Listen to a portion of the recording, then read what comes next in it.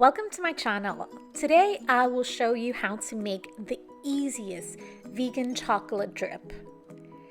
My channel is called Lily and Peony. If you like this video, please don't forget to like and subscribe. So the ingredients are dark chocolate 50 gram and vegetable shortening 25 gram. Put these ingredients into a squeezable microwavable bottle and microwave 15 seconds at a time until melted. Once it's melted, wait for it to cool down before you use on your cake. And I think it's always best to try a small amount to start with, just to make sure you like the runny consistency. And if you're happy with it, continue to decorate. The way I'm doing it today is I started with a thin border and continued until I was happy, until I liked the effect.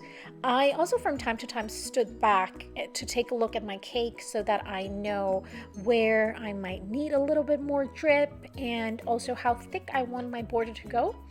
Of course, you can use this drip to cover the entire top, but for me today, I just wanted to do a drip around the sides. This really was the easiest way ever to make a drip cake.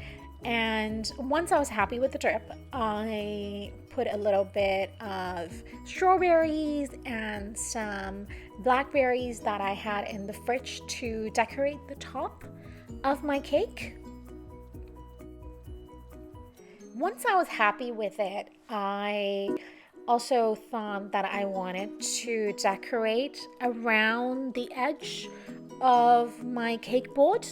As you can see here, what happened just now was my bottle actually got cold and the mixture congealed and nothing was coming out of the squeeze bottle.